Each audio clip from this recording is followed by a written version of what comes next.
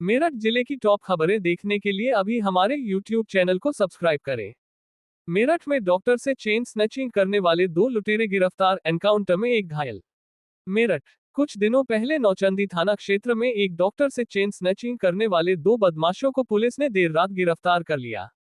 बताया जाता है कि चेन बरामद करने के लिए पुलिस लुटेरों को गांधी आश्रम के पास लेकर गई थी, जहां एक बदमाश ने पेड़ के पीछे छुपाए गए तमंचे से पुलिस टीम पर फायरिंग कर दी।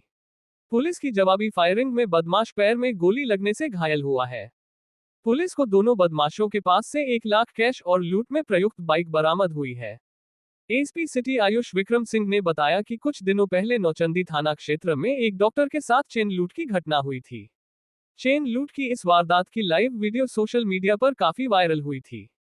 इस मामले में कार्रवाई करते हुए पुलिस ने देर रात गाजियाबाद के टीला मोड़ निवासी परवेज आलम और प्रतापुर के रहने वाले अंकुर सैनी नाम के बदमाश को गिरफ्तार कर लिया।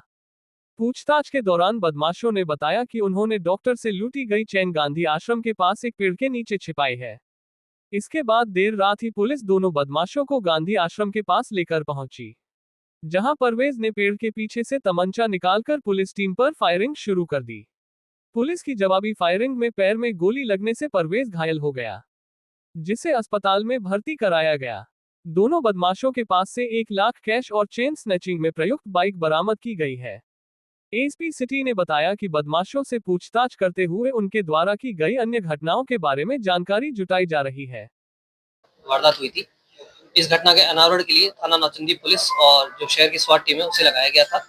इसमें सीसीटीवी फुटेज के आधार पर इसमें 2 लोगों की पहचान हुई थी, जिनका नाम परवेज आलम और अंकुर सैनी थे। जो परवेज आलम है वो एक बहुत ही शातिर किस्म का अपराधी है।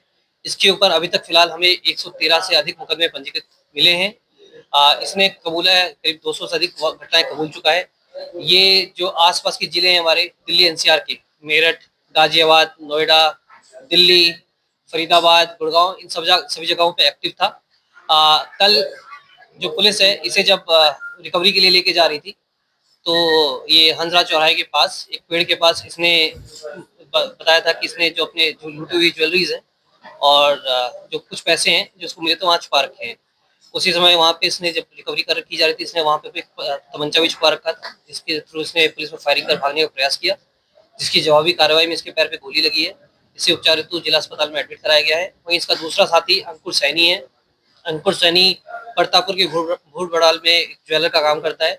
पूछताछ के दौरान बताया कि जो ये परवेज आलम है, ये पहले 2014 में जो 14 से इसने शुरुआत की थी फोन छिनैती से, उसके बाद लगातार ये एक्टिव था, कई बार जेल जा चुका है। इसने धीरे धीरे चैन स्नैचिंग पे भी अपने हाथ आजमाए।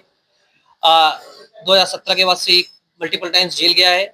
2020 में एक हसीबुल नाम का व्यक्ति था, जिसके साथ ये उस समय ये करोलबाग का रहने वाला है। हसीबुल करोलबाग में इसकी दुकान है। ये रहने वाला वेस्ट बंगाल का है। उसको ये अपने जो जो भी स्नैचिंग की हुई ज्वेलरी होती थी वो इसको बेचा करता था। 2020 में वो भी जेल गया था। उसके 2020 में जेल से वापस आने के बाद जो परवेज है उसकी मुलाकात अंकुर सैनी से हुई। परवेज की बहन का घर मेरठ में था, इसलिए अक्सर वो यहाँ पे आया करता था। जो अंकुर सैनी है वो ज्वेलर था, इसके थ्रू कांटेक्ट में आता था। ये अपने जो भी ज्वेलरी ये लूट के लाता था, छीन के लाता था, वो इसको दिया करता था। उसके बाद अंकुर सैनी सराफा मार्केट में आता था, वो बताता था कि मैंने इसको वेरीफाई कर लिया, आप इसको पिघला दो। कई दुकानों पे इसने अपने जो ज्वेलरी है वो पिघला दिया करता था। उसके बाद जो पैसा था वो इसको उससे ले लिया करता था। इसने अभी तक जो कबूला वो 113 मुकदमे हमें जो लिखा पढ़ी में हमें मिले हैं। 113 से अधिक मुकदमे पंजीकृत हैं इसके खिलाफ। जुर्म इसने 200 से अधिक मामलों का कबूला है कि इसने किया है। इसका मॉडस ऑपरेंडी था कि ये नई बाइकें था, ये बाइक खरीदता था, बिना नंबर प्लेट की बाइक होती थी वो लेता था। जैसे इस वाली घटना में एमटी यामाहा एमटी बाइक है, जो करीब जिसकी कीमत 2 लाख के आसपास है, वो इसने खरीदी थी। और उस घटना मतलब उस बाइक का यूज इसने इस घटना में किया था, ताकि अगर रास्ते में कभी कोई चेकिंग भी होती थी तो ये बता देता था मेरा पास नई बाइक है, कागज इसके पास हुआ करते थे और ये वहां से उसके निकल जाया करता था। जैसे मैंने बताया, बहुत ही शातिर किस्म का अपराधी, अभ्यस्त अपराधी है, लगातार अपराध कर रहा है। फिलहाल इसे अभी अस्पताल में एडमिट कराया गया है। इसे वहां से रिलीज करने के बाद इसे माननीय न्यायालय के सामने पेश कर आवश्यक विधिक कार्रवाई की जाए। सर, क्या ये पिछले 11 सालों से अय्याशी और नए वाहन खरीदने के लिए यूज कर रहा था? देखिए, पूछताछ में इसने बताया कि जो पैसा था ये शराब में, सट्टे में, जुआ सट्टा और घूमने फिरने में लगा दिया करता था इसको। बाइक्स का, स्कूटीज का शौक था, ये खरीदता था, फिर खरीद के बाद घटना करने के बाद जब उसको शक होता था कि वो पकड़ा जा सकता, तो बाइक वो निकाल दिया करता था, बेच दिया करता था। तो दिल्ली एनसीआर जो एरिया था उसमें 113 मुकदमे दर्ज हुए, तो उसने नया एरिया डिफाइन किया कि मेरठ और इधर की तरफ लोग करना शुरू कर। मेरठ में ये अभी कुछ दिन पहले, 3 महीने पहले ही आया था, जो इसने बताया कि जो ये, क्योंकि इसकी सिस्टर का घर था और यहाँ पे भी सेंट्रल मार्केट और जो हमारे मेडिकल क्षेत्र है वहाँ पे ये एक्टिव था, और 3 वारदातें इसने यहाँ पे की थी, जिसमें रिकवरी भी हो गई है।